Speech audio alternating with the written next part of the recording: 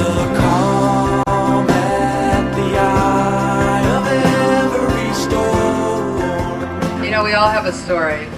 Everybody, if you talk to anybody, they have a story. There was one night I remember, and I had to be just 7 years old, because it was right before my dad was leaving for Vietnam. I heard my dad say to her, "What's wrong?"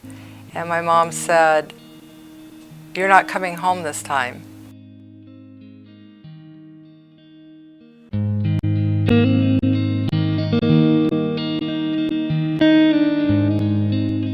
My dad gave his life for our freedom. If his name isn't on the wall, he just goes away.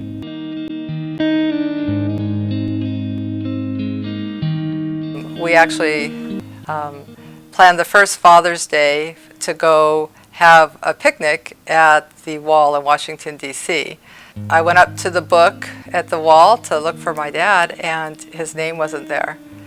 And so I was totally shocked. I had my son, Joel, was with me. He was about 9 or 10 years old. So Joel and I went to the Pentagon. Finally, I get a denial letter that says that his plane went down 3 degrees outside the combat zone, and that it was during a training mission, so it doesn't qualify as to be on the wall. My dad was actually responding to the Gulf of Tonkin incident in the very beginning of the Vietnam War. My dad flew 22 missions up and down the coast of Vietnam, and they're telling me that that doesn't meet the requirements to have his name on the wall. The last conversation I had was in the White House with President Obama and the Secretary of the Navy. They both said, along with Arnold Schwarzenegger, they're all going to help me get his name on the wall.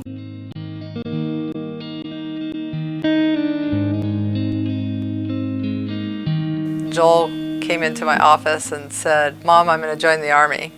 I've made the decision. I really want to do something important with my life, and I'm not afraid to die."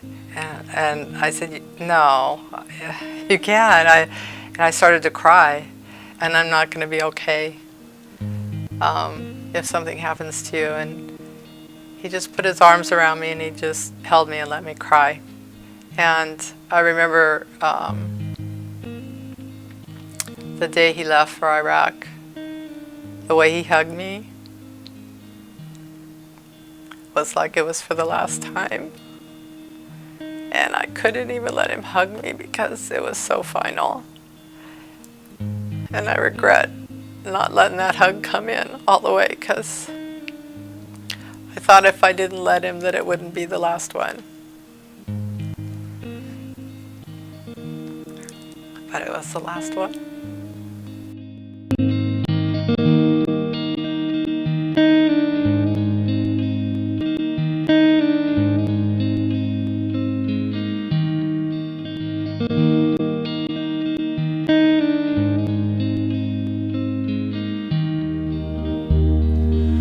On the ground, dog tags and wreaths of flowers, with the ribbons red as the blood, red as the blood you spilled in the Central Highlands mud.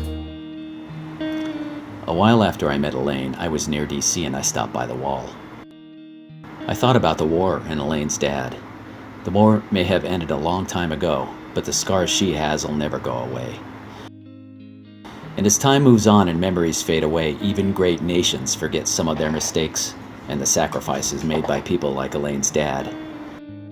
I decided to make sure Harry Roach wouldn't be forgotten, at least not today. An apology and forgiveness got no place here at all. Hate the one